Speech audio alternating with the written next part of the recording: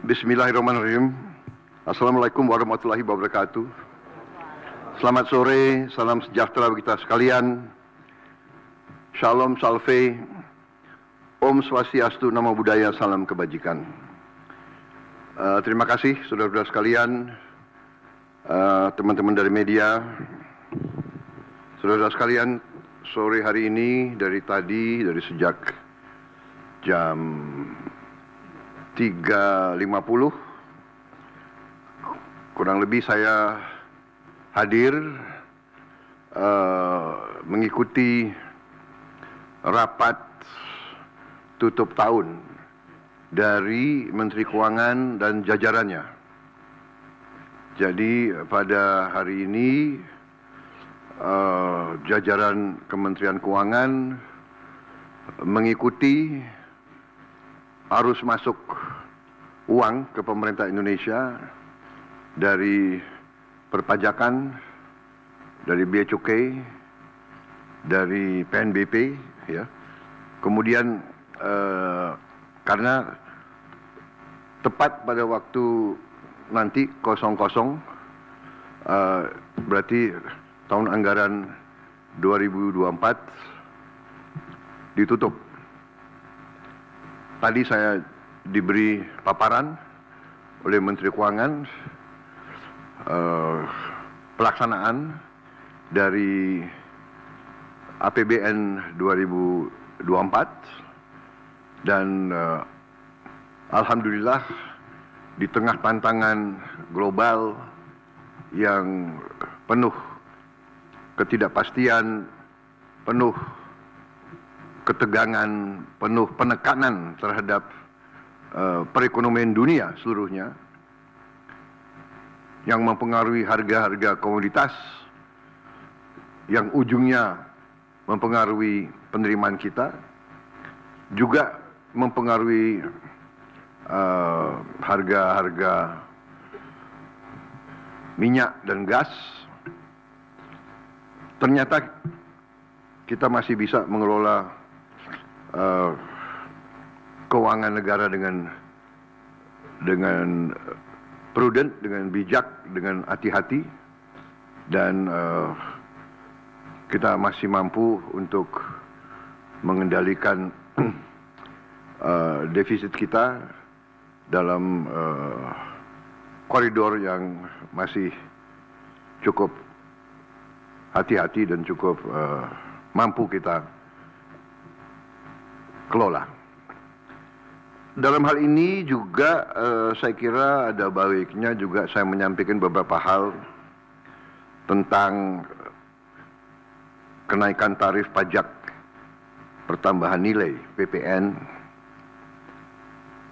yang mungkin masih ada suatu keraguan-raguan atau suatu pemahaman, ya, yang tepat, sehingga saya setelah koordinasi dan diskusi dengan Menteri Keuangan dan jajaran beberapa kementerian lain, saya merasa perlu bahwa untuk menyampaikan sendiri masalah PPN 12% ini. Jadi saudara-saudara sekalian, kenaikan tarif pajak pertambahan nilai menjadi 12% ini merupakan amanah, merupakan perintah dari Undang-Undang Nomor 7 Tahun 2021 tentang harmonisasi peraturan perpajakan. Jadi, sesuai kesepakatan pemerintah Republik Indonesia dengan DPR tahun 2021, kenaikan tarif dilakukan secara bertahap dari 10% menjadi 11% mulai 1 April 2022. Ini sudah dilaksanakan. Dan kemudian perintah undang-undang dari 11% menjadi 12% pada 1 Januari 2025. Besok. Kenaikan secara bertahap ini dimaksud agar tidak memberi dampak yang signifikan terhadap daya beli masyarakat, terhadap inflasi, dan terhadap pertumbuhan ekonomi. Saudara-saudara, sudah merupakan sikap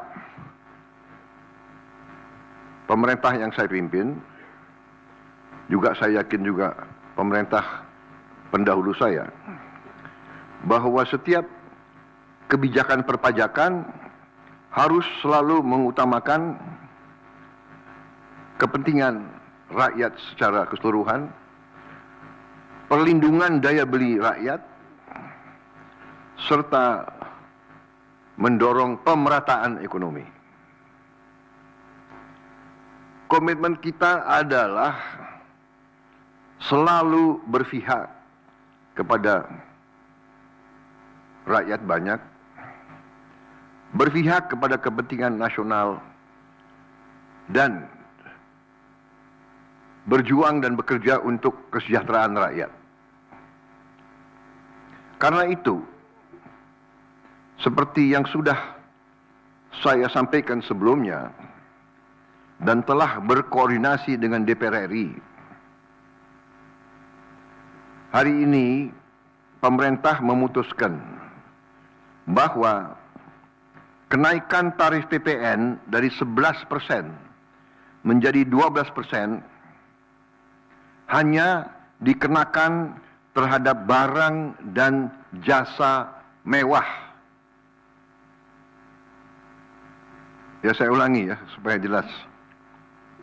Kenaikan tarif PPN dari 11% menjadi 12% hanya dikenakan terhadap barang dan jasa mewah.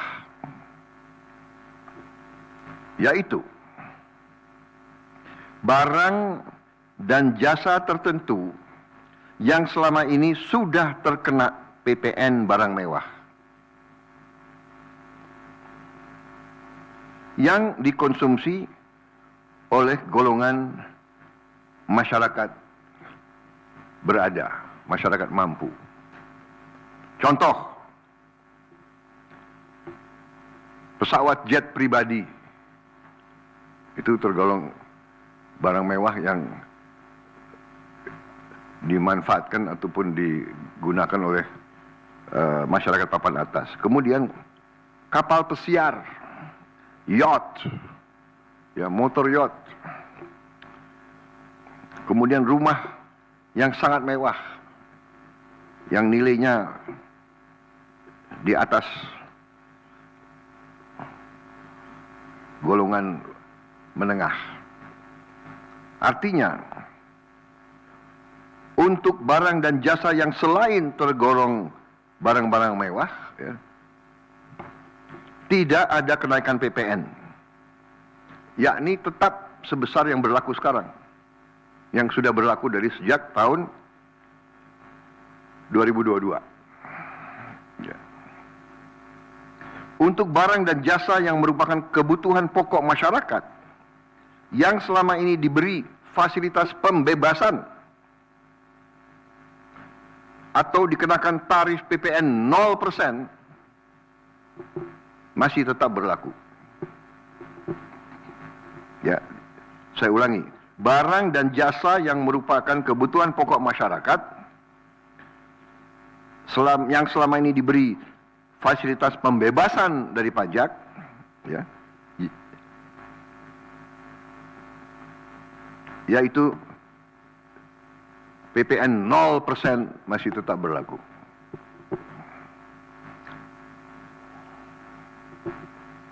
Pemerintah telah berkomitmen memberi paket stimulus. Ya. Nilai stimulus itu adalah 38,6 triliun. Seperti yang pernah diumumkan sebelumnya. Bantuan beras untuk 16 juta penerima bantuan pangan, 10 kg per bulan. Diskon 50% untuk pelanggan listrik dengan daya maksimal 2.200 volt. Pembiayaan industri padat karya. Ya. Insentif PPH pasal 21 bagi pekerja dengan gaji sampai dengan rupiah 10 juta per bulan. Kemudian bebas PPh bagi UMKM beromset kurang dari 500 juta per tahun dan lain sebagainya. Jadi paket stimulus ini nilainya semua adalah 38,6 T. Untuk barang dan jasa yang dibutuhkan oleh masyarakat banyak, yang tetap diberi pembebasan PPN, yaitu tarif 0%, antara lain kebutuhan pokok, beras, daging, ikan, telur, sayur, susu segar, jasa pendidikan, jasa kesehatan, jasa angkutan umum, rumah sederhana, air minum. Saudara-saudara, dengan ini saya kira sudah sangat jelas bahwa pemerintah akan terus berupaya untuk menciptakan sistem perpajakan yang adil dan pro rakyat. Saya kira hal-hal yang lebih teknis akan ditindaklanjuti oleh kementerian-kementerian yang terkait dan semua lembaga yang terkait. Saya kira itu saja dari saya. Terima kasih. Wassalamualaikum warahmatullahi wabarakatuh. Sharom Salve, Om Santi Santi Santi, Om Namo Buddhaya, salam kebajikan, dan selamat malam tahun baru. Dan saudara lihat, malam tahun baru pemerintah masih bekerja, ya. Sampai nanti jam 00.00 pemerintah tetap sebagian besar pejabat ada di kantor masing-masing. Saya kira itu, sekali lagi, untuk seluruh saudara-saudaraku sebangsa dan setanah air, selamat menghadapi tahun baru. Kita hadapi tahun baru dengan gembira, optimis, percaya diri bahwa Indonesia akan bangkit. Terima kasih. Selesai.